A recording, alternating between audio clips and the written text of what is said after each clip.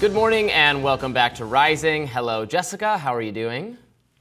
Doing well. Glad we're matching darker colors for fall. Fall officially starts when I start watching Gilmore Girls again. So it's fall, Robbie. Dark colors for fall. Got to break out the pumpkin spice assorted flavors and coffees and such things is where we're headed, I believe. Yeah, chai lattes, cozy sweaters. It's here. All right, well, it's a big day, obviously, in the world of politics. This evening, Kamala Harris and Donald Trump will face off in a 90-minute debate on ABC News. It's an evening that many were skeptical would actually happen. Debates used to be the civic duty of the candidates, with maybe one or two highlights, but not anything more. But remember in June when a debate unraveled President Biden's attempts to regain the presidency, to have a second term, his mental acuity was exposed. It marked the beginning of the end of Biden's political career. Now, we're dealing with a record number of eyeballs expected to watch Biden's handpicked predecessor and the 78-year-old GOP nominee. We will have more on that later in the show. We will also discuss the newly released body cam footage of Miami-Dade police forcibly handling Miami Dolphins star Tyreek Hill. We begin halfway around the world. Early this morning, Israel struck what it designated as a humanitarian zone in southern Gaza, saying it was also a command center for Hamas. At least more than a dozen people were killed, with reports of family disappearing. This in the afternoon, the Hamas-run health ministry said in a statement that hospitals had received a total of 19 bodies and more than 60 wounded people, some of whom were in serious condition. It did not say how many were men, women, or children. Rescuers were unable to reach a number of other victims still buried under sand and rubble or on roads, the ministry added. In a statement, the Israeli Defense Forces, or IDF, said aircraft had conducted a precise strike on a number of senior Hamas terrorists who were operating within a command and control center embedded inside the humanitarian area. Any hopes for a ceasefire appear to be dimming, and the lives of Israeli hostages are also at risk. So, Robbie, this comes at a time when there are intense protests all across Israel. It seems that people are not happy with the Netanyahu administration and how they've decided to handle this. There's now a resurgence in reporting around the Hannibal Directive, which is a common directive in the IDF, that any soldier taken captive is more of a liability alive than dead. Now, this was reported back in July. Initially, I remember after October 7th, when we were getting numbers of the death toll, I have friends who have lived in the West Bank that were questioning how many of those were actually killed by Hamas and how many were killed by Israel. Now we have mainstream media in Israel again reporting that the Hannibal Directive was a factor in the death toll on October 7th. I'm sure that is adding to the numbers of people in the streets unhappy with Netanyahu. Israel takes the position that this was a legitimate strike because there was Hamas operatives embedded in the humanitarian camp, but they have not so far answered questions about whether they warned the civilians there that this was about to happen. This is a place where civilians have told they will be safe. The difficult task of waging war against a terrorist organization embedded in a civilian population is it's unfathomable, but it is resulting in just widespread devastation and death for the innocent Palestinian civilians, and it's really absolutely awful. We will see if the Biden administration has anything to say about this, or whether Kamala Harris or Donald Trump are grilled about it at the debate tonight. Right now, Israel is clearly the most important pressing foreign policy matter, given our support and our inability to get a peace, a lasting peace, or even a temporary ceasefire in place, even though the Biden administration has said that's what they want. And they'll say that, well, that's what Israel wants, and that's what the Palestinian authorities want. And then it will turn out that actually it's just what the U.S. wants. The Israel government wants Hamas to be destroyed, and Hamas wants to continue the fight unless it's guaranteed that it can survive and fight another day. And so there's not going to be a peace, and I don't think our leaders have been grilled on the fact that the participants are not following what the U.S. is participating in this conflict by funding Israel, but it has no ability to manage the outcome that the administration says they're actually in favor of. Right. And now we're at a point in time in the war where we have so many accounts to point to where Netanyahu's been responsible for ending the ceasefire talks. And so the Biden administration wants a ceasefire. Kamala Harris obviously has called for a ceasefire and did so early on, so much so that people said she was splitting from the administration. But, others are saying it's not possible to have a ceasefire. And how could you when you have members of Hamas leadership that were supposed to be at the table that were killed in a precision strike, and you have Netanyahu seemingly unwilling to agree to any of the terms proposed for a ceasefire? And so it seems near impossible. But tonight on the debate stage, we might see the rhetoric divide between Trump and between Kamala Harris. Harris representing still an administration that is supposedly fighting for a ceasefire, and Donald Trump, who has said something quite different, which is that Israel should finish the job.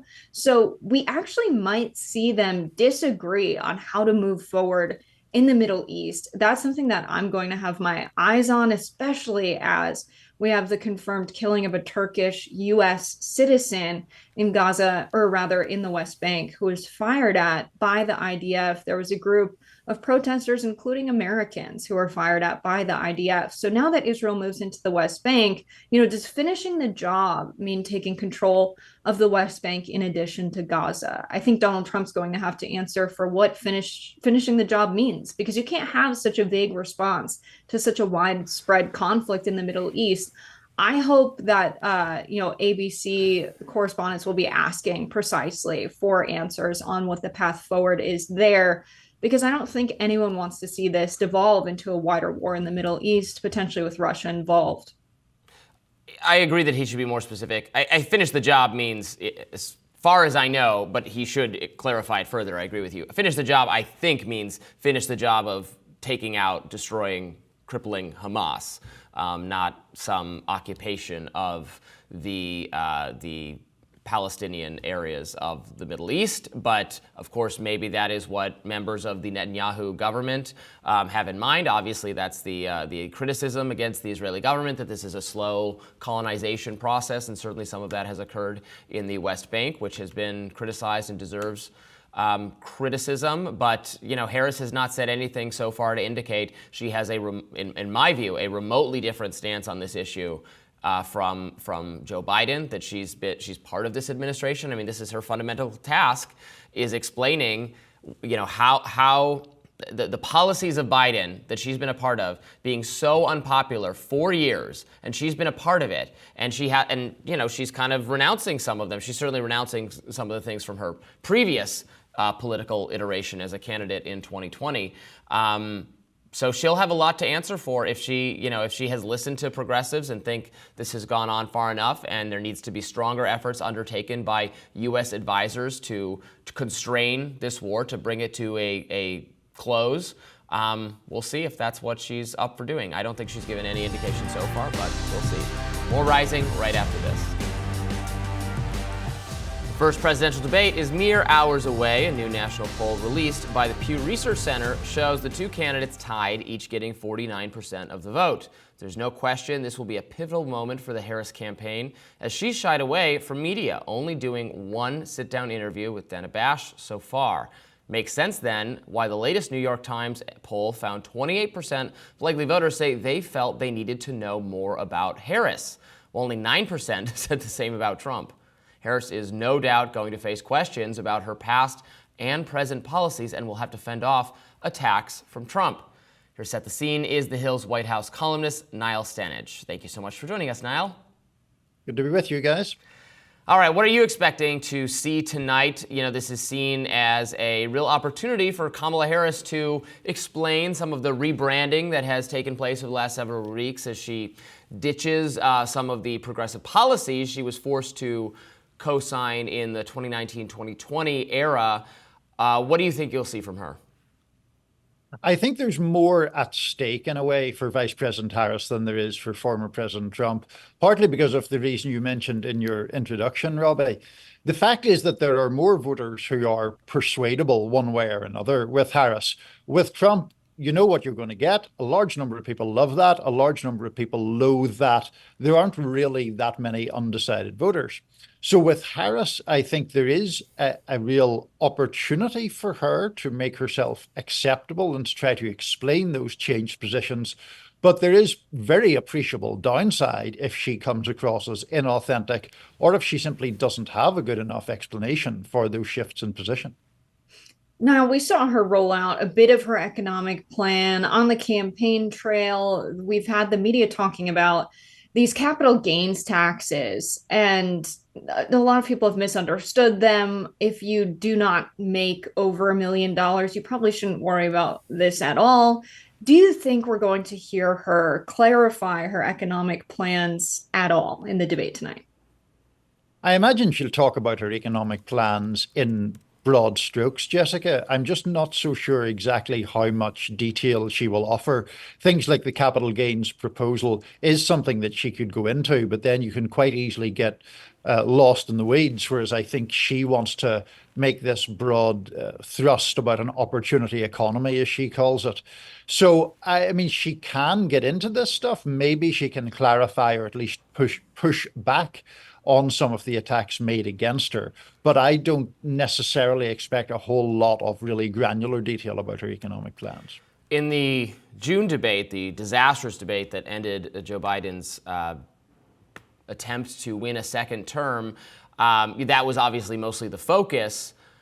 There was very little said on foreign policy in that entire debate, just a few seconds really spent on Israel, for instance, a major point of contention between progressives and Joe Biden, a major mystery for how, to what extent Trump would do things differently. And now same goes for Harris. Obviously, there was developments in the Israel-Hamas conflict, with Israel striking a humanitarian zone, killing dozens there. They said there was a Hamas target to be taken out. Is this going to come up at all? Now we have two candidates really who are somewhat of a question mark on the extent to which they'd be different from this current administration. Yeah, I mean, I think the dispute or the conflict between Israel and the Palestinians is obviously the central foreign policy issue, and it deserves more time than it got in that first debate. And there may well be more attention given to it this time around because of those tragic events that you mentioned, Robbie. I think it is a politically tricky issue for Harris. She has tried, to the extent possible, to navigate a kind of middle ground between the progressives and the more pro-Israel slant in her party. I think that's politically precarious for her. Trump is broadly very, very pro-Israel, and so is his party. So it's politically easier for him in a sense, even though he doesn't give that much detail. Just briefly on the global affairs point, I mean, it'll be interesting also to see whether Ukraine comes up at all, because that is a topic where the candidates have very, very different attitudes toward US aid to Ukraine and whether it should be maintained at its current cadence or not. So we saw the first time around the rules change so that the mics are off when it's not the candidate's turn to speak. Kamala Harris's camp has decided to try to get ABC to change the rules. They don't seem to be forthcoming on this. Although it does seem that Donald Trump's mental state is more of a liability this time around. What do you make of that attempted rule change and how Donald Trump's mental acuity will affect tonight's debate? So as far as the rule change is concerned, Jessica, I think what that Harris proposal speaks to is her team's greater level of confidence that she can react spontaneously, counter Trump in the moment, and perhaps goad him into saying something imprudent or inflammatory. I don't think that the Biden team had that level of confidence at all in June, and obviously, they were right not to have that level of confidence. As far as Trump's mental acuity is concerned, I mean, he is 78 years old. That is, what, almost 20 years older than Harris. So that has flipped the age question on its head to some extent. Whether you consider it mental acuity or just Trump's rather idiosyncratic way of communicating is another question. But there was that exchange last week where he was asked quite politely about his plans to make childcare more affordable, and the answer was very, very incoherent. So things like that are a potential danger for him. You know, that poll we read shows that people have largely made up their mind about Trump, and I think most people in this country have made up their mind about the election by now, which raises the possibility that the debate won't have much of an impact, although it says crazy to say that after the last debate completely changed the course of history, potentially. So it's difficult to say that it won't have any effect, but at this stage, how can anyone in this country, I know they exist, people who just don't know what to do, maybe because of frustration, because some people like Trump's policies but are sick of Trump, or they like what Kamala Harris is saying now but didn't like what she was saying before, or the other way around. How can they speak to those voters? With great difficulty, I think, is probably the answer, Robbie. I mean, as you pointed out in the question, if you're right now thinking, well, I'm not sure whether to vote for Kamala Harris or Donald Trump, almost by definition, you're a bit of a political anomaly. Now, it may be that some of those people don't follow every twist and turn of politics and aren't of any particularly ideologically fixed position, which is fine, but I don't necessarily think they're then going to be watching or spending their Tuesday night watching a whole debate. I think there is always the suggestion in debates that there can be a viral moment that captures people and moves people who are not following politics obsessively. And that doesn't have to be anything as catastrophic as what happened to Biden in June. There have been other instances like that. Al Gore sighing at George W. Bush was a moment like that. A whole generation ago, the elder George Bush was looking at his watch during a debate with Bill Clinton, which was perceived as emblematic of a lack of concern for regular folks. Those kind of moments, I think, have a lifespan and a political significance that is greater than just, a discussion of policy. Now, Donald Trump has made Kamala Harris's identity in many ways a huge part of his campaigning, calling her all kinds of names, lots of conversations about her race. Is she Black or not? Does she like Jewish people or not? Knowing that her husband Doug is Jewish. Do you expect this to come up at all tonight from Donald Trump? And how do you expect Kamala to respond? So I speak to Republicans who are hoping it doesn't come up because, Jessica, they believe that those kind of comments are very counterproductive for Trump. Yes, there's an element of his base that is receptive to that kind of language, but it doesn't build on his base any. And after all, his base was not enough to win the election last time around. So I think that those moments are a big vulnerability for him if he goes in that direction. You have a lot of Republican voices urging restraint, but Mr. Trump is not exactly synonymous with restraint. And certainly there's some suggestion that Kamala Harris and her team have been trying to get under his skin a little bit and might try to goad him on the debate stage itself. Niall Stanage, thank you so much for joining us. We appreciate it. Thank you. All eyes are on former President Donald Trump and current VP Kamala Harris as they are set to hit the debate stage tonight, which will be the first time the two political opponents will actually be speaking face to face. Will be Donald Trump's second presidential debate this year, now with a different candidate. The question many are wondering, what does Trump need to have to have a successful debate night against Kamala Harris? Trump does have some things going for him heading into tonight. He, of course, is known for his quick jabs, but that's not all. Many are in awe of the economy that we remember during the years he was in charge. But at the same time, he's known for trying to talk over his opponent. Here to tell us what we can expect to hear from Donald Trump tonight is GOP strategist Whitley Yates. Thank you so much for joining us. Well, thank you for having me. So, polls show that the vast majority of Americans have their minds made up somewhat about Donald Trump, especially compared to Kamala Harris, whose policies are a little bit maybe more in flux than Donald Trump, who's been so well known on the national stage for now. But what can Trump do to have another huge success, as successful a debate as he had in June? Although maybe hopefully he doesn't want to actually drive his opponent out of the race this time. I think that that's a really great question. I think what needs to happen is there needs to be a level of accountability and atonement for Kamala Harris's record, and we are going to attach Biden's record to hers. And so discussing the failures of the current administration and how she not only aided, but actually helped to celebrate the failures of the current administration should be his number one task. It's that their policies do not work for the American people. We don't need to listen to what she said when we've seen the results of how they've led.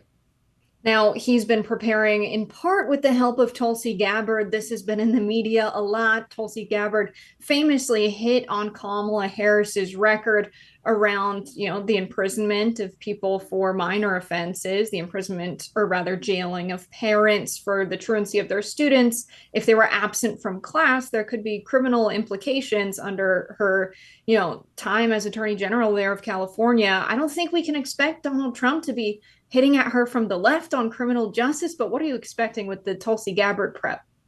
Yeah, I definitely think that Tulsi has a unique position and she is able to attack Harris in a way that Trump is not going to be able to. But the value in her helping to prep him is to prepare him. How can you utilize Trump's results and his policies on things like the First Step Act to then go against Harris and talk about how she kept people in prison when they were supposed to be let out and how she utilized prison labor to help continue to fight fires when these people should have been let out, in the juxtaposition to Trump and the First Step Act letting nonviolent offenders out and being able to provide second chances.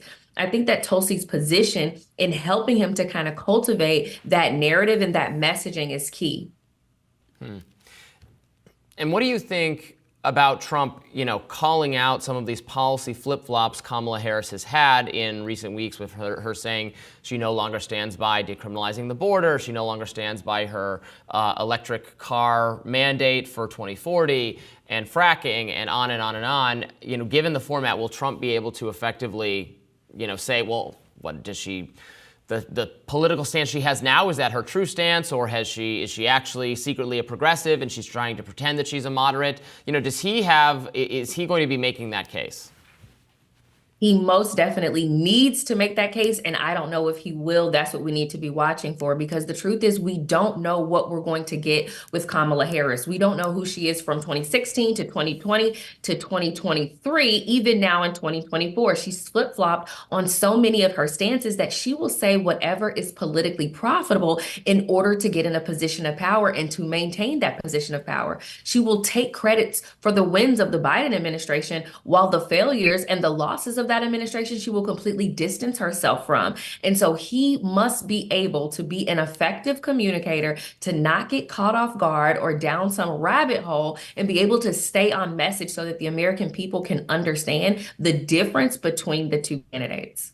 Now, Trump has gone from, pandering a little bit to the community of Christian evangelists who are very pro-life, very rather anti-abortion, to the extent of being against IVF treatments because they believe that embryos, are living beings with a right to life. He's now said he would like to have publicly funded free IVF for people. He's gone back and forth on his reproductive rights stance quite a bit. Do you expect this to come up tonight? And what are you expecting from Trump?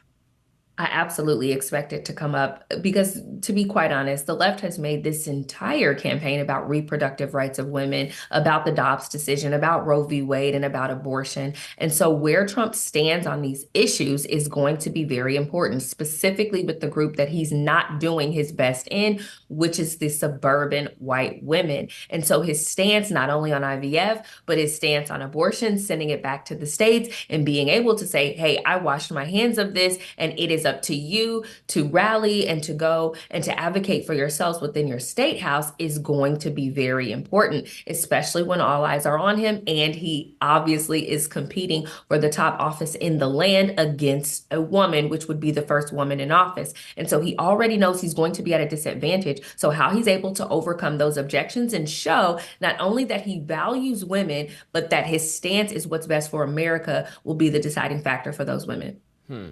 Trump has also been criticized quite a bit in the last couple of days from the mainstream media for comments about lashing out, political revenge against opponents, all that sort of thing. The kind of stuff that his true hardcore base loves, but the swing voters, the moderate voters, the independents, the Republican-leaning but Trump-skeptical people who need to vote Trump in order for him to win this election, is he going to be in a state of mind to temperamentally speak to these people?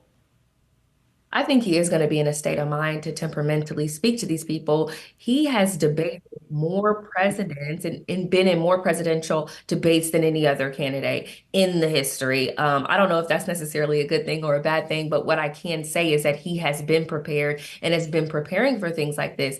But the truth is, when you're looking at some of the indictments, when you're looking at some of the scandals and FBI raids and all of these things that he's endured, including an assassination attempt in this presidency, in this run for president, and then looking at his polls to show that he's still close within the polls, he's still within 1 or 2 points and or leading in some of the most recent polls that we've seen. The truth is that his message has been resonating. We can't necessarily pin down with all the people that it's resonating with, but based upon these polls, it's been minority communities. And so what I think he's going to be able to do is really put aside some of those types of attacks and really just focus on the economy, focus on immigration, focus on inflation and what he's going to do versus what they haven't done, and stay focused on that. Now, I will say Donald Trump is someone who's flip-flopped a lot on the issues. He's gone back and forth on a lot of his policies around the economy. He didn't really give a direct answer when talking to the Economic Club of New York recently. He was asked about what the impact fiscally, macroeconomically will be, specifically on the deficit. If his tax plan as proposed is passed, this involves no taxes on tips. He's now proposed reduced corporate taxes again, going from 32 to 21 under his presidency. Now he's proposed that being as low as 15. Do you think the deficit is going to be a liability for Donald Trump, given that it's become such a focus? I do think that the deficit will be a focus specifically for conservative Republicans, because a lot of Republicans are not conservative, and the fiscally conservative Republicans want to know how we are going to tackle the deficit. And in his administration, he added to that deficit quite a bit. Now, granted, there was a pandemic that was unprecedented, and we did have to spend more than we had spent in the past to really tackle what was happening. But the truth is, we have to get the deficit and spending under control. We also have to make sure that inflation is not high, shrinkflation is not high. And so he is going to have to rectify these things. But I think what will happen is people will think about the economy under Trump, how they felt, how their pockets were, and how their portfolio was performing, and be able to utilize that to rest easy that he is the person for the job. Whitley Yates, thank you so much for joining us. Thank you. Weird just keeps getting weirder this election cycle. Conservatives flooded social media on Monday with posts claiming Haitian migrants in Springfield, Ohio, were eating local cats and ducks. But the Springfield police have said they received no reports whatsoever of pets being eaten. The rumors of cat-eating migrants seem to have all started when popular conservative account End Wokeness posted a screenshot of a post on a private Facebook group of Springfield residents that said, quote, "Warning to all about our beloved pets and those around us. My neighbor informed me that her daughter's friend had lost her cat one day. She came home from work. As soon as she stepped out of her car, looked towards a neighbor's house where Haitians live, and saw her cat hanging from a branch like you do a deer for butchering, and they were carving it up to eat," end quote. And it wasn't long after that post that Elon Musk posted this picture with the caption, quote, "Save them." The GOP House Judiciary Committee account tweeted, quote, "Protect our ducks and kittens in Ohio." And Representative Jim Jordan tweeted, quote, "When President Trump was in office, 1, the border was secure. 2, illegal aliens weren't eating your pets." And then Trump's VP pick, J.D. Vance, weighed in, tweeting, "Months ago, I raised the issue of Haitian illegal immigrants draining social services and generally causing chaos all over Springfield, Ohio. Reports now show that people have had their pets abducted and eaten by people who shouldn't be in this country. Where's our borders are?" And Vance posted this clip from July along with it. Let's watch. Springfield has seen a surge in population through immigration that has significantly impacted our ability as a community to produce enough housing opportunities for all. Springfield's Haitian population has increased 15 to 20,000 over the last 4 years in a community of under 60,000 previous residents, putting a significant strain on our resources and ability to provide ample housing for all of our residents. Now, Robbie, obviously these reports are unfounded. There's, no proof to this evidence that someone's daughter's friend had their cat eaten by their neighbors who happen to be Haitian, but it's echoing through social media nevertheless. I saw you post that it's like the couch thing, that it's just making the rounds because people find it funny. Yes, and I think it's okay to find things funny. So I did a lot of research into this yesterday because my timeline was literally on X was nothing but AI-generated pictures of Donald Trump protecting little kittens and little ducklings. And there was so much of it, I decided to see where these stories come from. So there's two separate stories that have been conflated and brought together. So on the pet cat killing, eating front, there was a story of one instance of this happening, but it was in a different town in Ohio, and the perpetrator was not a Haitian migrant. It was like some crazy lady who killed her neighbor's cat. So that story got mixed in with what is a true story of residents in that town in Ohio that has seen a massive influx of Haitian migrants complaining that wildlife, birds in the public park, ducks there, were being hunted and killed by the Haitians. I don't know whether that's true or not. It is true that people who live in the community complained and made that claim, but the ducks obviously are not people's pets, right? It's a kind of a different situation. Like we do, I mean, you shouldn't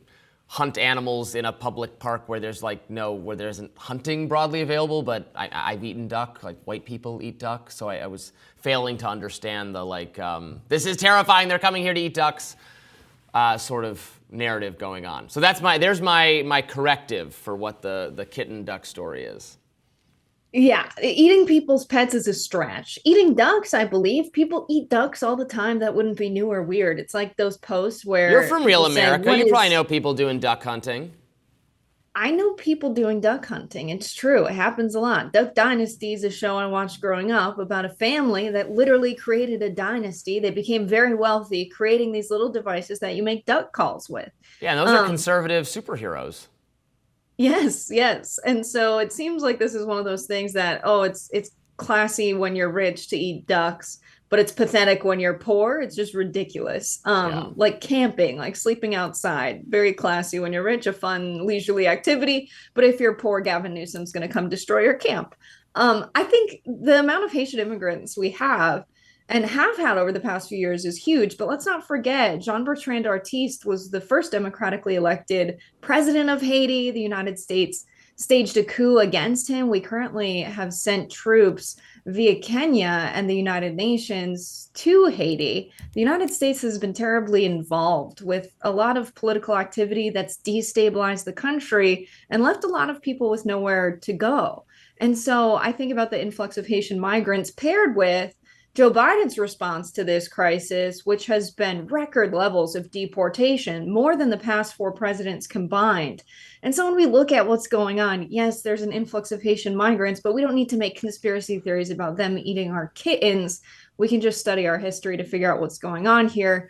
But clearly this is this kind of people don't want outsiders in their neighborhood or people who look or act different from them. Whereas I think we can view it as a cultural exchange. We've had influx of migrants of different cultures before, but J.D. Vance has never liked that. He spoke badly about the Catholics and the Italian migrants and the ethnic enclaves, which is really just Little Italy, Robbie. That's where I'm from. I grew up with a very Italian family, Italian kind of heritage, culturally type deal, as our viewers know, I've talked about before. Look, I got accused then, after I was tweeting about this yesterday, so many people saying, so you must support open borders. I'm like, you can, look, I understand you can object to having such and such an influx of low skill or impoverished migrants, that's fine. I'm not like making some policy recommendation, but you should, I mean, people should be like accurate in what they're tweeting about. And now, of course, all the accounts that were showing, they were making AI generated images. They think it's funny, whatever, you can think it's funny. Like, I didn't think the couch thing with Vance, which was totally made up, but all polite, liberal, progressive people laugh about all the time. That's, again, identically just fabricate, just made up out of whole cloth. In fact, more made up even, because it's not based in even anything that was real, and people keep laughing at it, so fine. So people can laugh at this too, but they should understand that underlying it, there was one cat, one pet cat that was killed. It was not killed by a Haitian immigrant. It was not the same Ohio town. Maybe there's some duck hunting going on in this town, and maybe they shouldn't be doing that because it's not the right park for hunting duck. But I encourage everyone, go out and kill geese. There's too many geese. They ruin public parks, actually, because they're loud and obnoxious and their shit gets everywhere. Everyone go out and shoot some geese. Kill them now. Kill them.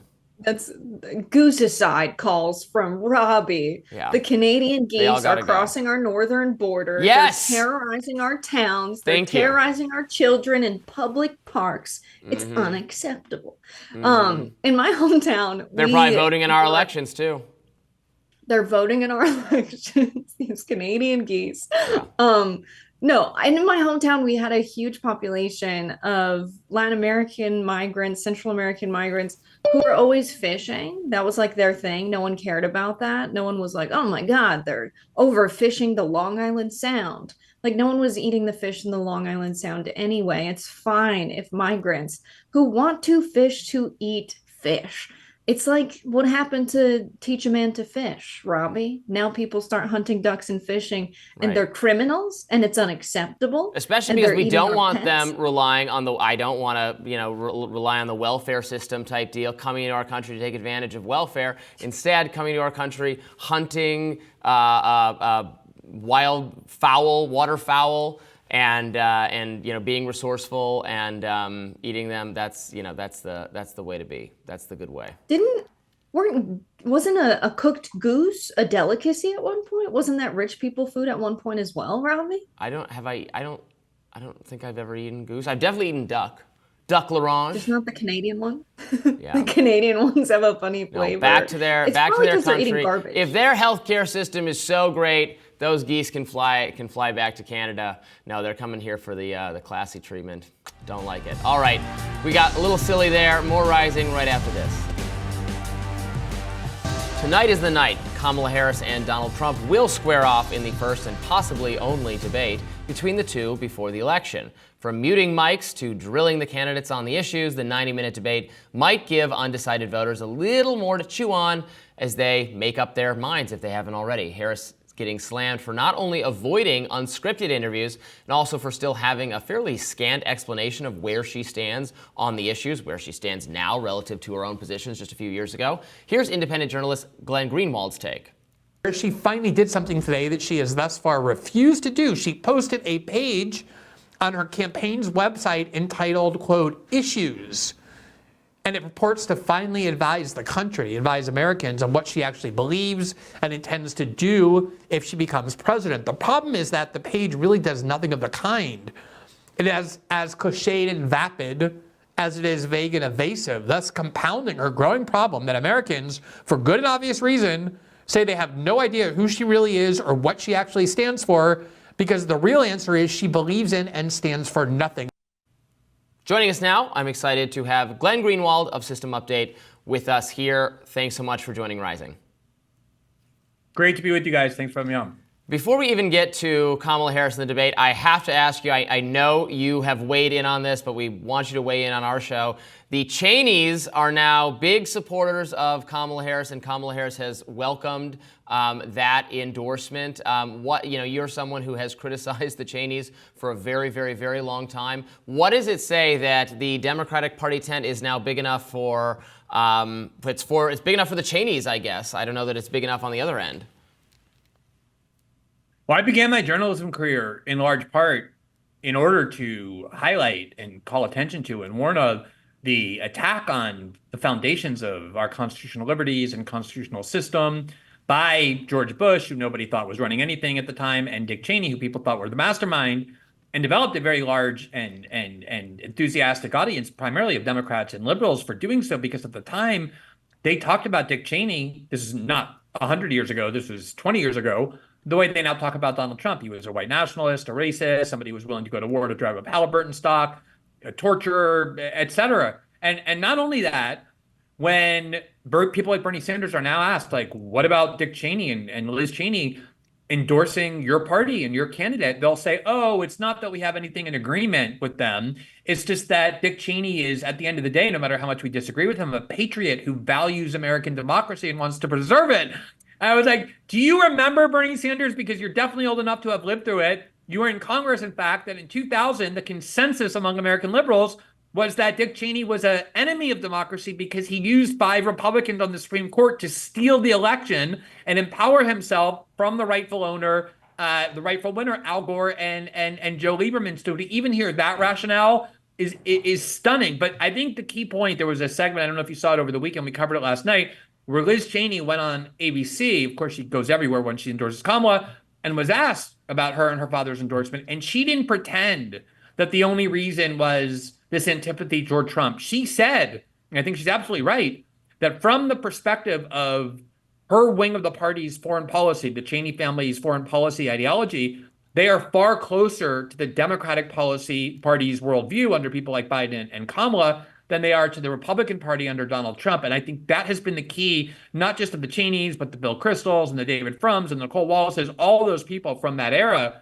who were talked about as fascist and racist, who are now very loyal and enthusiastic Democrats. It's not just because of antagonism toward Trump. It's because of a greater affinity for the Democratic Party's ideology than a Trump-led Republican Party provides them. So on the front of the military-industrial complex, I mean, Donald Trump in his speeches talks about how we should be critical of the endless wars. But then he appointed Jim Mattis, who was a member of General Dynamics board of directors, to one of his cabinet secretaries in the Defense Division, Pat Shanahan, who was an executive with Boeing. Mark Esper was Raytheon's top lobbyist before being appointed to Trump's cabinet. How much do you think, this time around will really be different if Trump wins? Yeah, just to add a couple more examples that I think are as significant is, Mike Pompeo is probably the classic pro-war Bush-Cheney Republican, and yet Trump had him run both the state CIA and then the State Department the entire 4 years.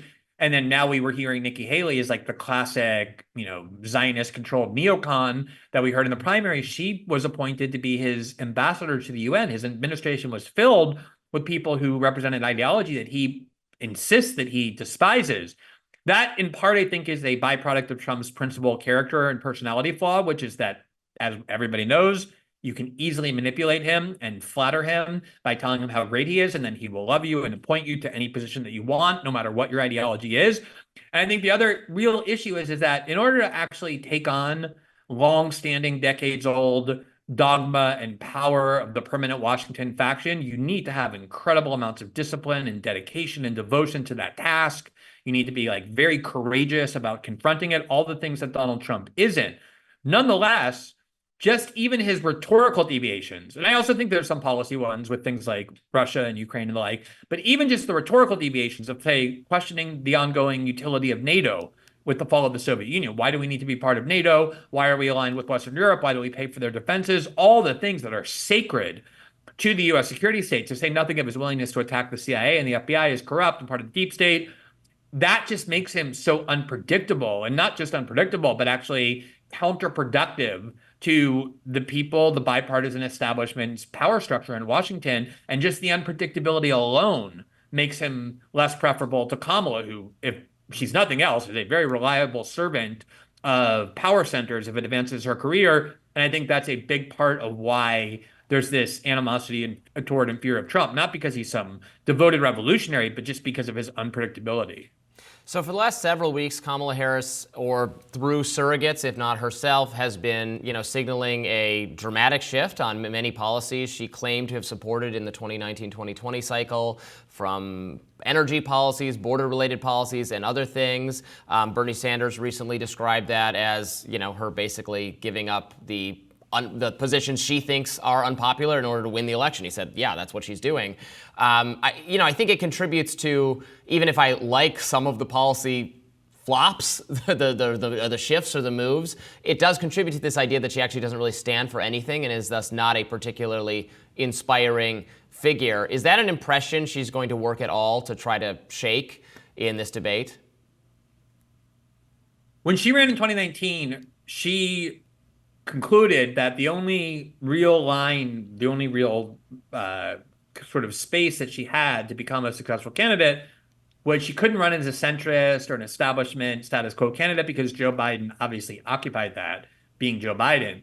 Nor could she run as a sort of radical left-wing figure because that was Bernie Sanders. She had to be in the middle and sort of say, I'm definitely to the left of Joe Biden, but I'm also a little bit more pragmatic, more presentable. I don't look like this, red revolutionary that just walked out of a 1927, socialist meeting the way Bernie Sanders does. And I think one of the reasons that her campaign failed so spectacularly, despite having every advantage, was because that was unconvincing. There was no Kamala Harris, that version of Kamala Harris like that prior to 2019. She was everything except that. And for her to now run as president and not even explain herself, but through spokespeople, essentially reject every single defining position of her 2019 campaign. This isn't 30 years ago, just 4 years ago, the last election cycle, to now embrace completely different views, I think is contributing to the obviously accurate perception that her strategy is to run as a blank slate. And I think one of the things that Democrats got kind of deceived into believing was that if you look at polls for the last year and a half, like the main message, the main consistent message was that people hated the choice of Trump versus Biden. Both had been around, both had been president, they're both 80-year-old men, they kind of just old. People just wanted something different, and they weren't being given anything different. So when Kamala Harris sort of descends from the mountaintop as this new, young, vibrant figure, she just is appealing in terms of how she moves and speaks and her energy level. Of course, there was this boost in the polls that was going to happen, like a sugar high, because that's what people have been craving. But at some point, they're going to want to know, wait a minute, before we vote for this person to become president, who is she? What does she believe? What are her positions on the issues that we care about? And the strategy of just refusing to provide any of those answers, of not doing interviews, of not being specific, of running on this vibes campaign, I think is now starting to collapse. And you're seeing that in polls, not just in terms of her declining poll numbers and the decline of her lead over Trump in a lot of these states, but also the perception that's starting to appear in polls now that we just don't know enough about her. We don't know very much at all about who she is or what she believes. And that, as I said in that clip you showed last night, is because she is nobody. She's an empty, opportunistic careers vessel who believes in whatever she needs to believe in at the moment to advance her career. She's the classic sort of opportunistic politician with no core, no fixed set of unbending principles that good politicians either have to have or at least pretend that they have convincingly, and she can't do that.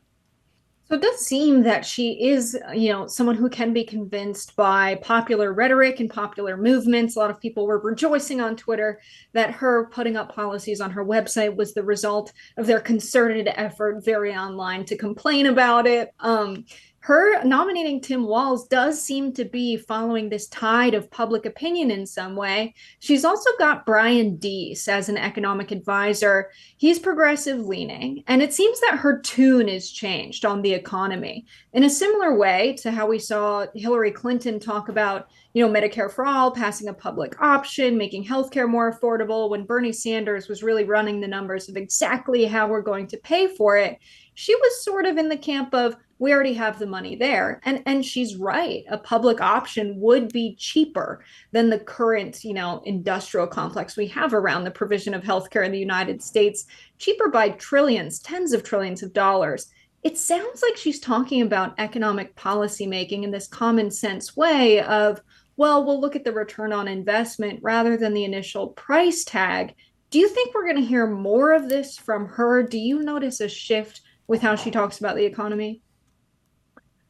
I mean, I think the way presidential candidates speak rhetorically is often among the least reliable predictors of what they're actually going to do once they win the election and get power in their hands. You see this a lot with Trump, too. Trump is embracing a lot more neoconservative rhetoric than he did previously, talking about how Israel won't exist if the Democrats win. He also is, saying he opposes a nationwide abortion ban. He just announced his support for legalizing marijuana because he wants to win more young people. I mean, so you see Trump doing the same thing, kind of speaking in a way that he hasn't previously spoken, that no one really is convinced he actually believes. So I don't think anybody, I mean, the single payer healthcare system, or at least a public option, has always been more affordable. The reason why it doesn't happen is obvious, which is that the people who actually fund campaigns won't let it happen. And I don't know of anyone who thinks that Kamala Harris is the kind of person who's going to get into office and then start confronting and disrupting and subverting the people who have financed her entire political career. There's absolutely nothing to suggest that she is willing to do that. So, okay, I don't know, putting an issues page up 2 months before the election for somebody who never had to campaign for a single vote, who didn't participate in debates, who didn't have to give speeches, who didn't give interviews for this position, that seems like an extremely low bar to me to celebrate, especially given how vague that issues page was. I think choosing Tim Walz, just from a kind of pragmatic perspective, I can see easily, just strategically, not ideologically, why Tim Walz is a more appealing candidate than Josh Shapiro, who can just come off like as a very kind of slippery, ambitious politician. Tim Walz has that kind of Midwest appeal that Democrats are always craving. I don't know that was the byproduct of responding to ideological pressure from the left, but it certainly pleased the left. All I'm saying is that, yeah, of course you're going to get the version of Kamala Harris that she and her advisors believe is the best version to maximize their chances of winning elections. It just has nothing to do with the real Kamala Harris. And one of the things that voters do way better than journalists or political elites or political operatives is they smell inauthenticity. They can just, it's a stench that they can viscerally detect being condescended to, being patronized, being deceived. As I said, the best politicians like Bill Clinton and Barack Obama do condescend to the public and do deceive them, but they do it very well. They do it in a way the public doesn't know. But Kamala Harris is not some generational political talent. And I think this path that she's on of just trying to be cute and run on vibes and be as evasive as possible, not be locked down to any positions, is not going to serve her well, because the one thing I've seen consistently paying attention to politics is that is the one thing for which the American public has a real sort of sense is who is deceiving them and who is being authentic. Glenn Greenwald, thank you so much for joining us. We appreciate it. Great to be with you guys. Thanks for having me. Hey, Drew, I'm getting arrested, Drew. I'm getting arrested. I'm getting arrested, Drew. I'm getting out, bro. God damn, twin. When we tell you to do something, you do it. You understand? I'm getting out, you understand? Not what you want, but what we tell you. You're a little confused. That was police body cam footage showing the moment that Miami Dolphins star Tyreek Hill was handcuffed on Sunday. The incident happened just hours before the Dolphins and Jacksonville Jaguars game. In the footage released by the Miami-Dade Police Department, officers can be seen forcibly removing Hill from his car approximately a minute after being pulled over. Hill was let go and later participated in the game. After Sunday's game, Tyreek Hill commented on the matter. Right now, so I've been trying to figure that out too. Man. Right now, I'm still trying to put it all together. So I'm not gonna give you a version that I still don't know what happened. You know what I'm saying? But I do want to be able to use this platform to say, like, what if I wasn't Tyreek Hill, bro? Like, worst case scenario, because it's crazy. Like, I want to be a cop one day. I got a state trooper hat, all that, so I got a lot of respect for cops, man. But obviously, everybody has bad apples in every situation, so I want to be able to, use this platform, to figure out a way to, like, flip this and, make it a positive on both ends, on my end and then also Miami-Dade. Now, Miami-Dade police ended up releasing 105 minutes of footage in what they say is an effort to be transparent. Now, I watched most of that interaction from the point they pulled over Tyreek Hill to the point they arrested him. And there was a point where the cop, asked, can you roll down your window? He rolled down his window. He was asked for his license and registration and rolled it back up. And there's a lot of conversation about that really being the only order that he didn't comply with that was direct from police. Later on in the footage, you'll hear 7 or so officers that rolled up on motorcycles. I think at least it was 4 officers directly giving Tyreek commands that were conflicting. a few of his teammates pulled up because they saw everyone going into the game. They were about to play football on Sunday.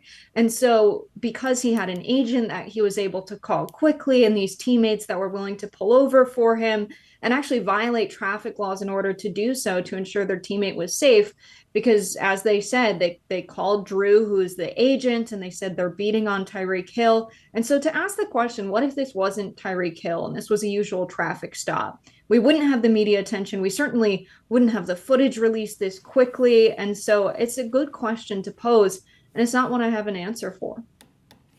Well, sure. I mean, he should not be treated differently than anyone else, and he did disobey a pretty basic order to keep your window down. You have to keep your window down during a police stop. That's actually not the law in Miami, which is why it's under question. Is that the Miami-Dade directive? Yeah, they told him to, and he should look. I don't think his behavior was all that great. He should have done. They were telling him to do very basic things, keep the window rolled down, but I do think they also absolutely escalated things unnecessarily. You know, if you wrestle someone out of the car, you throw him against the ground, like for what? He didn't threaten you. He didn't make any threatening gesture. He didn't get physical. He just didn't put his window back down quickly enough or with enough enthusiasm.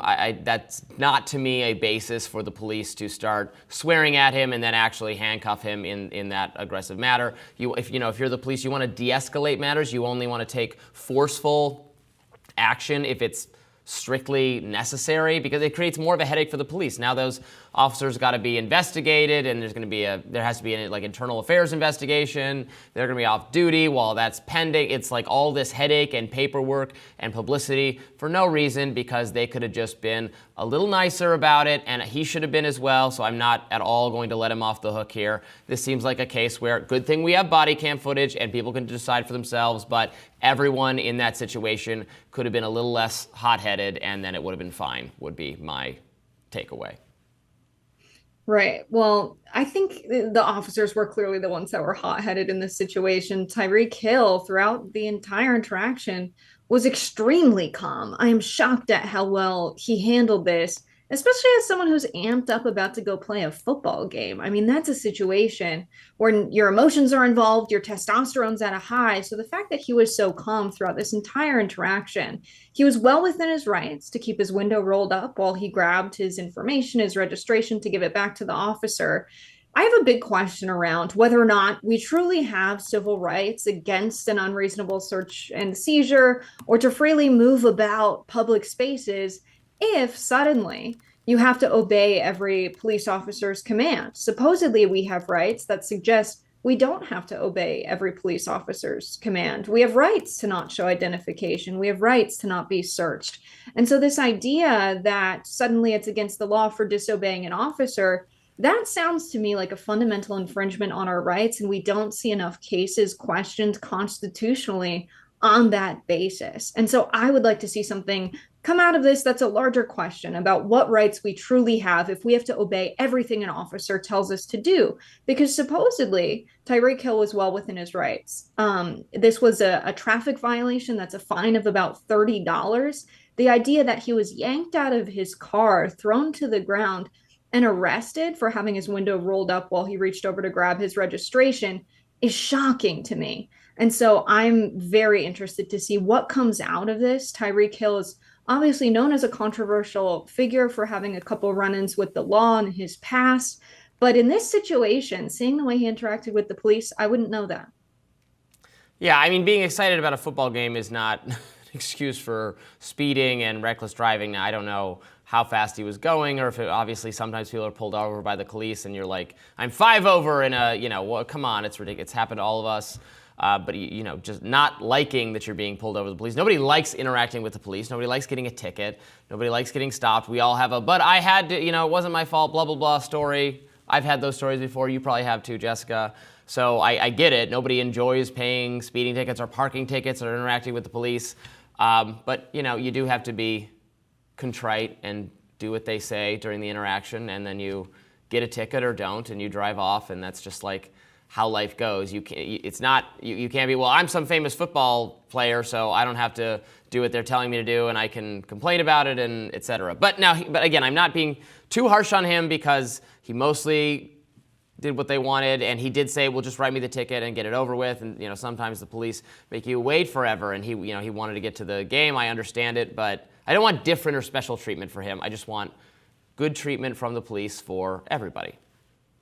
Yeah, I think if it's a hot day in Miami and you want to roll your window up while you go get your registration from the other side of your car, and you're within your rights legally to do that, to be pulled out of the car and arrested because this cop pulled up screaming at him, it just feels like a misuse of power. These officers were way out of line.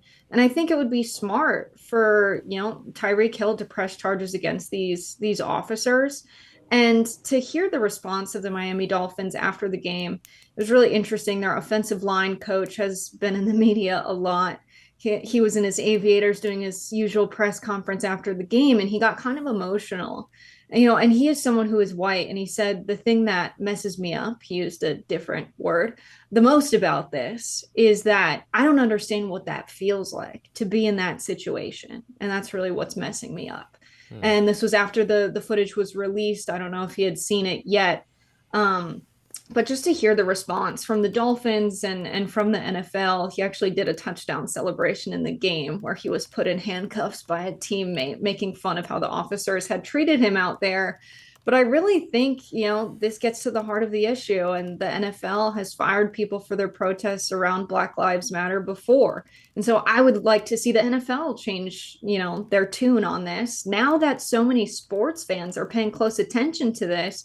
And even people I would expect to be critical based on their political persuasion have been extremely outraged with the Miami-Dade police there, which I think is heartening. I think because the footage is out there, because they were wearing their body-worn cameras and they were turned on, we can have a conversation about this. And I think Tyreek Hill can actually sue where his rights were violated there. Well, I'm definitely in favor of body cam footage for helping to clear up situations like this, but as evidence from our conversation, there can still be debate. What do you, the viewer, think about this? Let us know in the comments. We'll have more Rising. CNN's Erin Burnett did a deep dive on Vice President Kamala Harris's far-left past and was shocked by some of the Harris 2019 policies. Let's watch. A K-file investigation has uncovered, meantime, a 2019 questionnaire. And in this questionnaire, Harris laid out some much more liberal stances, among them on immigration. So in 2019, in what K-file found, she said she would cut funding to ICE, writing, quote, "Our immigrant detention system is out of control, and I believe we must end the unfair incarceration of thousands of individuals, families, and children. I was one of the first senators after President Trump was elected to advocate for a decrease in funding to ICE." Well, now, of course, she's touting the Biden administration's executive order to crack down on the border. Doesn't end there. CNN also uncovered Harris supporting providing gender transition surgery to detain migrants if they want it, among other policies. Let's watch.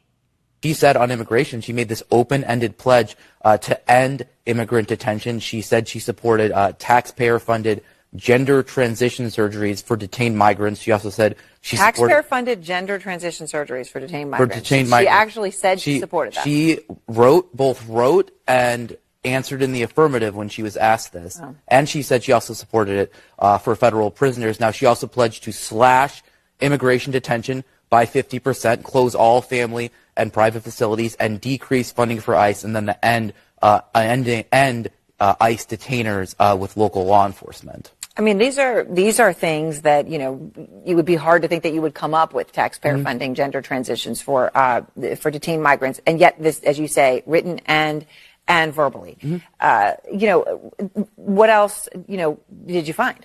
Well, let's take a look at her answer here on drugs. She got asked about, the question from the ACLU was, since drug use is better addressed as a public health issue through treatment and other programming, will you support the decriminalization at the federal level of all drug possession for personal use? And Harris answers yes. Now, the Harris campaign responded to CNN, writing, quote, "The vice president's position has been shaped by 3 years of effective governance. As part of the Biden-Harris administration, the campaign refused CNN's request to elaborate further. Excellent work there that's Andrew Krasinski, also known as K-File, who is one of the greatest mainstream reporters, very fair to both sides, goes back and finds, he's done a lot of exposés on people who had plagiarism in the books they wrote, and he's definitely gone after some conservative figures, but he also holds Democrats accountable. Just publicizing, voters ought to know. You can agree with it or disagree with it, but Kamala Harris answered an ACLU survey indicating wanted to decrease ISIS funding, wanted much fewer detentions of illegal migrants, and publicly funded gender transition surgeries for the illegal immigrants who want them. It's not something one wants to run on as a policy issue, I don't think, which is why the CNN host was so kind of, you could see her really struggling and being like, my God, why did Harris say this? I know this is unpopular. So bad. Help. Why did the publicly funded gender assignment surgeries make you giggle, Robby? Because it's, I think, a very far left policy that maybe 15% of voters would support doing that. Right. Yeah. I think it's true that the average voter may not be aware that when someone is detained in the United States is responsible for their health care. That includes mental health care in a lot of cases in America's prisons, except, ICE doesn't deal with the prison system. It's housed within the Department of Homeland Security. So if you get into the weeds of how horrible the bureaucracy is, ICE is responsible for the targeted detainment of people who are migrants, specifically prosecuting migrants, separating families. They've been found to be responsible for horrible conditions in their detainment centers. Human rights violations have been investigated there. And so this idea that we have, migrants detained, this costs the United States a lot of money, by an agency housed within the Department of Homeland Security, not subject to the usual regulations of the Justice Department and the U.S. prison system. That is why people call to abolish ICE, because of the lack of actual democratic oversight of ICE and their proven inability to maintain basic human rights among their detainees. And so, yes, it's true that mental health care is provided to people, held in prisons in the United States and detainment facilities. Sometimes that means giving people who are struggling with bipolar disorder and schizophrenia their kind of drug-based treatment. It also involves people struggling with depression as a result of gender dysphoria, potentially, affirming care, which could mean hormone treatment. It could mean gender assignment surgeries. And so maybe the solution would be, we don't have so many people detained in the United States, and therefore the United States is not responsible for their health care. Sure. Look, I don't want to waste a lot of public resources unnecessarily jailing or detaining a huge number of illegal people, because that is wasting resources. Look, I want to sort out the immigration process so this doesn't happen, so that we can have people come into the country legally and then work and have all the benefits of being here and not being under threat of detainment for any reason. People should just be able to come here and be vetted and make sure you have no criminal or terrorist associations, and then you can come in and contribute to America, and that's fine. That way we wouldn't have people streaming in illegally, ending up in places where they have to be detained. Detained if they commit crimes, certainly, then they should be detained just like anyone else. Yes, of course, the prison system is responsible for providing medical care to the prisoners, but I am certain that a lot of not just conservative Americans, but Americans in general will not love the idea of funding something like gender transition treatment, something that they probably don't even think, I mean, some conservatives don't even think should be legal, let alone subsidized publicly. I'm all for letting people make whatever choices they want. I generally don't want to make other people pay for it. Of course, the healthcare system is a little more complicated than that, because that's how an insurance pool works, is that everyone's paying in and then people get to take out when it's medically necessary, and then we argue over what's medically necessary. And on and on and on. But turning back to this clip and the good work there that CNN did, I think it always goes to show you, why are, as for the conservative criticism of mainstream media, which is very well deserved, and I also bash mainstream media all the time, but here's CNN finding what is some really interesting dirt on Kamala, and what are reporters at conservative media outlets doing when this stuff is available? Do the work. You can dig this up, and it's still being left to again, people who do a really good and fair job to both sides, like K-File. Yeah, I think there's a lot of policies that were maybe overlooked there that are extremely popular that Kamala supported that, she doesn't this time around, probably because they're pandering towards the middle. They're pandering towards these conservatives that are defected from the Republican Party because they could never vote for Trump. These never Trump voters seem to be a base that the Harris campaign really wants to get.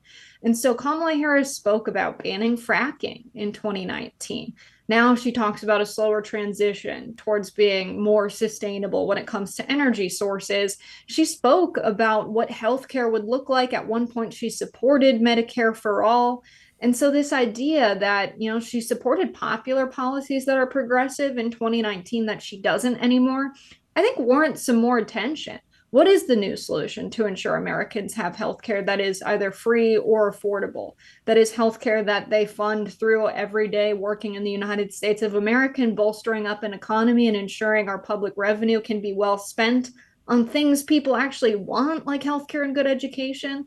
I think she really should revive some of those campaign promises that are actually overwhelmingly popular. And we're speaking to Glenn Greenwald on the show today. I mean, the perspective is well known that Kamala Harris maybe wavered on these issues because she has donors that don't support the more progressive approach to wealth redistribution when it comes to wealth taxes. Maybe they're okay with the capital gains tax, but not a wealth tax. And so that's why she's gone that avenue. Maybe they're okay with fracking being in existence for another 5 years and a slow transition out so the industry can make as much money as possible. And that's why she's wavered on that. I think it's very possible that, her donors are controlling this policy agenda. But let's be real. Abolishing ICE isn't the only thing that was on that 2019 agenda that's different. And I think who Kamala Harris really is at heart is probably not exactly who she's running as. And I think a lot of progressives look back at that 2019 agenda and they feel like all is not lost when it comes to Kamala Harris being the presumptive nominee, especially with Walz on the ticket. But I think we're going to see tonight Kamala Harris have a different tune around economic policy, around the provision of public services, because as it turns out, it's popular in the polls, not just among progressives, but among Republicans and Democrats who are registered and likely voters. More Rising right after this. Former Speaker of the House Nancy Pelosi appeared on The View on Monday and reflected on President Joe Biden's decision to step aside from the 2024 candidacy for president and the ascension of VP Kamala Harris. Pelosi stressed the point that the nomination was not automatically handed to Harris. Can you believe that? That it was by the grace of an open process. Oh, really? Let's watch. But it wasn't open progress. No, it wasn't open. Anybody could have gotten in. Mm-hmm. She got in and she won, and a president of the United States had endorsed her, who was very respected, so that meant a lot. But people don't understand. Other people could have gotten in. She just locked it up. Politically astute. So it was a very interesting interview. Pelosi said a number of fascinating things. She said she was asked, in this just very, oh my God, you're so great. And Joe Biden's so great. He's such a patriot and he's such a hero. And he's the greatest president ever, doing the most wonderful thing ever when he stepped aside so willingly and so not forced by you. But you did play a big role. So are you good? Are you guys good? Have you talked?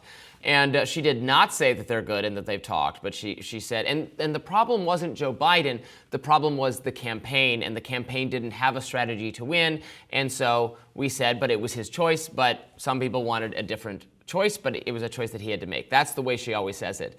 It's the problem with the campaign was that the candidate was incapable of campaigning. But they don't want to hurt his feelings more than they already have. But I just find it ridiculous. I know we've argued about this before and probably will again, including right now. But the idea that it was an open process and anyone would have gone for it, no. Everyone fell in line between Kamala Harris. There was no process except the elites, the donors, Nancy Pelosi deciding the candidate. They decided. it should be Kamala Harris very quickly, and everyone fell in line behind her. There was no process held in case anyone else was interesting. You can say that's fine. You can say, given the emergency of needing to replace Joe Biden, we weren't going to risk doing that, whatever. But I think pretending that there was nothing abnormal about this is just so unbelievable. Yeah, I mean, I would say an abnormal process would have been the Democratic National Convention of 2016, where Bernie delegates were kept outside. This wasn't the case. There were some delegates that were protesting over the war on Gaza, but there were no delegates that were excluded intentionally from casting their ballot for who they believe the nominee should be. Now, this was a scenario, of course, where the campaign was a problem because the candidate was old, and many people believed he was too old to run. And I think that really hurt his organizing strength. We saw as soon as we had a more viable candidate take hold, suddenly they were spending on advertisements on Facebook. Suddenly they had a great media strategy. Suddenly there were people doing grassroots organizing for her. There was an influx of social media content that was created that wasn't paid to be made. And so I think that all speaks to, if you don't have a candidate, there's energy around, you won't have a good campaign. You can blame the campaign or the candidate. I mean, if people were rallying around Joe Biden and he was as old as he was and performing as he was, maybe this wouldn't be as much of an issue, but it certainly was. And so, yes, the official process is they didn't have to go and support Kamala Harris at the DNC, but of course they did, because it made sense that when we're this late in the game and when Joe Biden didn't step aside and decide to retire before a primary process could have been had, this is what they had to deal with. And so was it an open process? No, I think that would have happened if Joe Biden had dropped out soon enough that we had a primary. Was it a democratic process? It happened as the law governs political parties, so it wasn't illegal. Do I wish that there was more democracy in our political process? Always, but that's just not reality. So did they break any laws? No. Was it an open process? No. But do I feel like it was a coup? Also, no. Well, yeah, I agree with that. Yeah, never said it broke any laws, that they couldn't do it. It's their party. The candidate can be whoever by the bylaws of the Democratic Party or the Republican Party is how the candidate is determined. There have been different times in history where the parties had different processes for picking the candidate, including at some point just cigar smoking people in a back room picking the candidate. That's one way we used to do it. Lately, it's been more of at least pretense of a democratic system where you have primary voters making those determinations, and there are debates, and then there's a kind of the superdelegate process, and it's not always fair. I agree with you that it was totally unfair to Bernie Sanders in 2016. This process, yeah, like you said, it's not open. It was sudden. It was rushed. It was not criminal. I wouldn't describe it either as a coup. I would say that the elites in the party very quickly put their thumbs on the scale to have it be Harris. And that this was, it's not like because there was no process, there was no democratic process to pick Joe Biden as the candidate this time, him losing the candidacy didn't feel like a betrayal really of democratic principles because he was not arrived at in a democratic way. So that's not really what the issue is. But, they could have benefited. You certainly would have said it was more open and more democratic if they'd had a debate between her and some of the other possibilities first day of the convention, and then, had the endorsements come rolling in and have the consolidation. But, oh well, that's not what took place. Yeah, I mean, at the end of the day, Nancy Pelosi's existence in the Democratic Party, I believe, is longer than Joe Biden's presence as an elected official. Her father was a key figure in the Democratic Party. I believe her first job was an internship with the Democratic Party. If there's one thing Nancy Pelosi cares about, it's the longevity of power in the Democratic Party. I just didn't realize how much of a mob boss she seemed behind the scenes, that she was, making deals and pulling strings. I honestly didn't think she had that much power behind the scenes. It turns out she does. She's proven that. And it makes sense that Joe Biden doesn't particularly like her, but it also makes sense that her loyalty isn't with Joe Biden. She's pledged her life to the Democratic Party and cares about the long-term power of it. Sometimes she forgets about what the Democratic Party agenda is. But everyone was saying, thanks, Nancy Pelosi, for getting us a better candidate, ensuring we have Tim Walz as VP. You can do some insider trading as a treat, because she famously is one of the best insider traders that we've got. She makes so much money off of her investments. She's acquired so much wealth in her time in office. And now that they're not in the majority, she suddenly says, yes, we should ban members of Congress from trading stocks right as she's about to retire. This is a woman who likes making deals. And while she hasn't been the most progressive member of the Democratic Party, people are thankful that she's made this one decision, because Biden would have handed them a sure loss. Yes, she was a powerful voice for thwarting reforms that would prevent members of Congress from betting on the stock market in a nakedly corrupt and deeply concerning to both sides of the political spectrum sort of way. She absolutely stalled that as long as, or as much as she possibly could. She, of course, has massive investments. She's the representative of the Silicon Valley area. She has tech investments. Her husband has investments in Facebook, actually. So you can see why she was not so excited about the Stock Act, the one proposed by more populist or libertarian, progressive-leaning members of Congress. I can give on both of the kind of far left and far right, only people who can agree that maybe members of Congress shouldn't be trading stocks on information based on their own rule setting of the market, that it's totally reprehensible. But Nancy Pelosi felt differently for some reason. That does it for us today on Rising. Great having you here. Jessica will, of course, be reacting to the debate tonight. We will have some immediate reaction in the midst of the debate and again after the debate. So log on tonight and you'll get some very, very just breaking commentary from us on what we see. Yes, every debate this cycle has been very exciting so far. So looking forward to it, Robby. Be sure to like, share, and subscribe so you never miss any of our content. And for those of you who like to listen while on the go, we're now available anywhere you can find podcasts. See you later. Bye, y'all.